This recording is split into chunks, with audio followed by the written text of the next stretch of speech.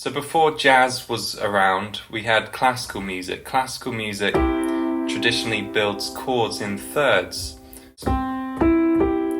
This interval is called a third. And there are two types of third. There's a major third and there's a minor third.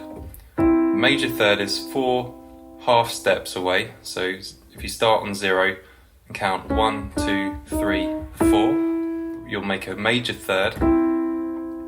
If you start on 0 and count to 3, 1, 2, 3, you'll get a minor third. And basically, composers started looking at this chordal structure that all chords are built in thirds, and they started thinking, why don't we try building an extra third? And that's certainly what happened with the dominant 7 chord, which is this. But then composers like Ravel and other romantic composers started going another third and creating what's called a 9th chord. So why is this called a 7th and why is this called a 9th chord? Well, if you count up the scale in thirds, you get 1, 2, 3, 4, 5, 6, 7, 8, 9. So that's why. So all chord extensions are in odd numbers because they're every other note, they're built in thirds. So 1, 3, 5, 7, 9. Now, probably about the same time that the romantic composers were making these 9th chords, jazz was in its early stages. And jazz musicians were doing the same thing. They were building these bigger stacks of thirds based on the original principle that chords are built in thirds. So they started extending this stack higher and higher. So they had 9s, then they added 11s, then they added 13s. And 13, remember, 1, 2, 3, 4, 5, 6, 7, 8, 9, 10, 11, 12, 13. 13 is as high as you can take this concept, because if you go a third above the 13th, you get back to the root. So 13 is really the biggest chord, the biggest number you're ever going to see in a chord symbol. So these stacks, they're all built of thirds, and they're built of different combinations of the major third and the minor third. So a good way for you to start exploring jazz as a beginner is to try creating your own different building blocks of thirds, combinations of major thirds and minor thirds. You can come up with things like this. This incidentally is called a minor chord with a major 7. You could come up with this. This is called a minor 7 with a flat 5, because this 5 has been flattened. It's also known as a half diminished chord. You can come up with this, which is known as a diminished chord, so this is fully diminished. It's a stack of minor thirds, and this one, it just has one note different, so it's called a half diminished, because it's almost fully diminished, but it's not, so they call it half diminished. And then move on to 9th chords. You come up with different variations.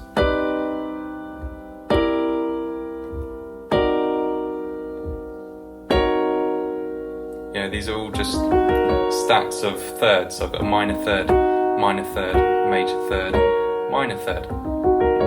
Go up to 11ths.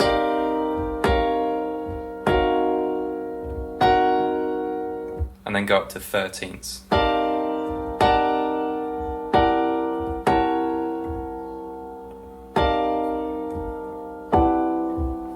So this is the basic principle that jazz was founded on. We started taking these basic chords and just building up the stack higher and higher and higher. And each of these chords has its own name, and it can take some time to get familiar with those names. But as long as you understand the basic principle that they're all just different names for different stacks of major and minor thirds.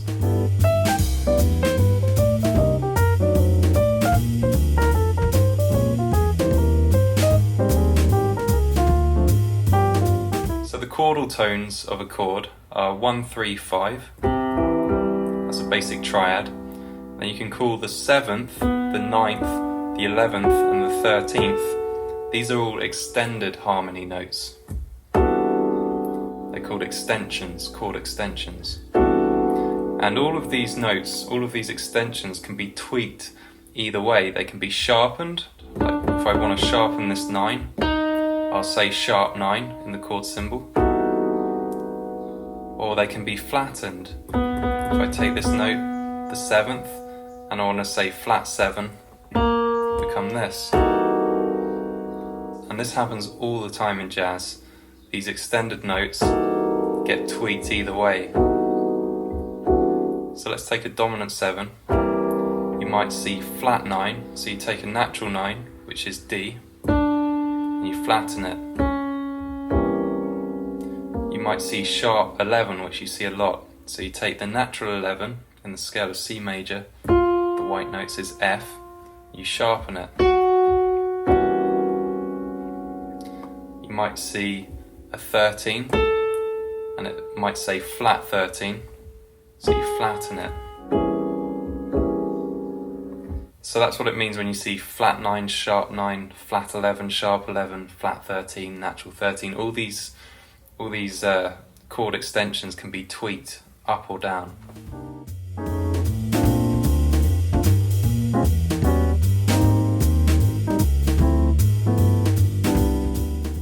So the three most important chords for you to get familiar with are the major 7, this is C major 7, the minor 7, this is C minor 7, and the dominant 7 chord, this is C dominant 7. So it all comes down to these three basic chords most of the time.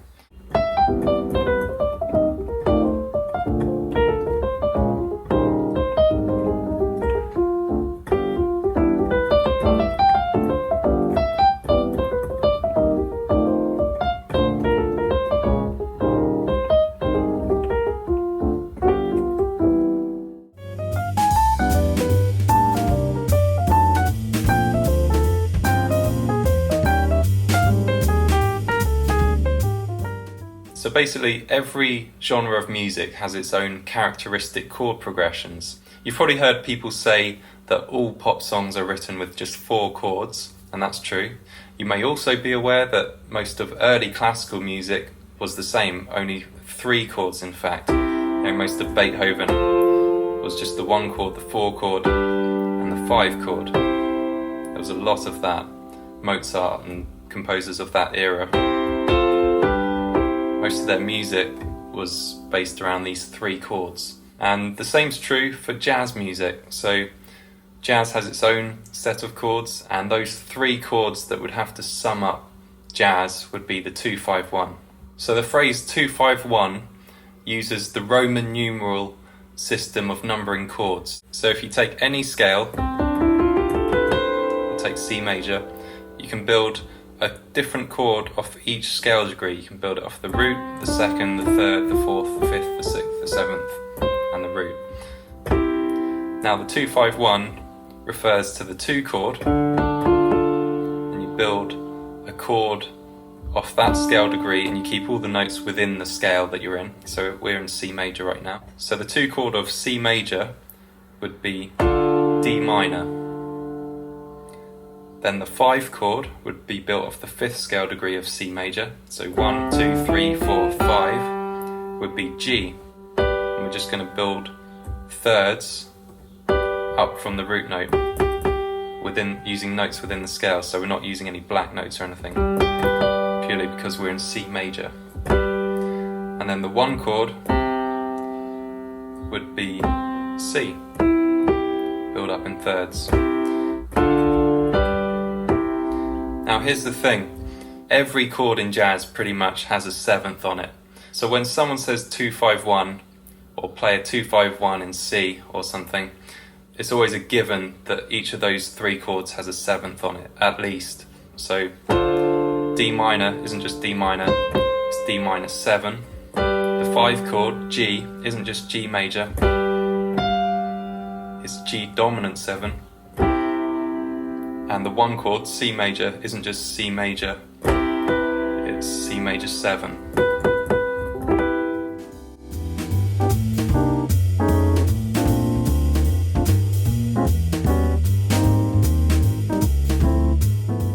Now, to finish this section on harmony, I want to talk to you about chord voicings. So just because a chord symbol on the chord sheet says C major 7, it doesn't mean you have to play exactly C major 7 as it states. Certainly when you're starting out, it's good practice to play exactly what the chord sheet says. So C major 7, you play this. And certainly in early forms of jazz, these are the types of voicings that the musicians were playing. However, as time went by, jazz musicians would start to get more creative, and they'd look for these different ways to say these same things. So there was a whole load of techniques you can use to create different voicings, and a lot of my more advanced videos are talking about different techniques. So, for example, this is a voicing of C major in thirds, but there's also ways to voice this kind of thing, get the same sound, voice it in fourths.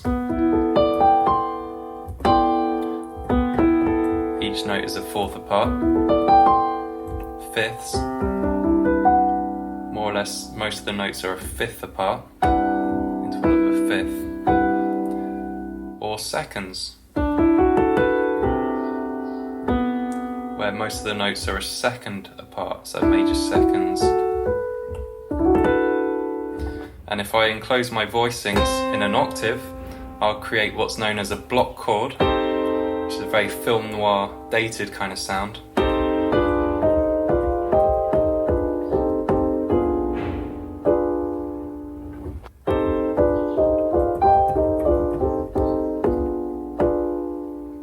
So if anything, when an advanced jazz pianist looks at a chord sheet, they will play anything but that basic chord symbol. That's a very basic sound. Unless you're playing some old-fashioned jazz, it can be quite a nice, appropriate sound. But usually, jazz pianists are looking for advanced ways to play those chords. And every player will have their own favourite set of voicings that they use in their playing. So for any beginners who are just getting into jazz, great practice would be to look through chord sheets and play literal chords, exactly what they specify. So if it's D minor 7, start out by just playing D minor 7. If it's G dominant 7, just play G dominant 7. C major 7, just play C major 7.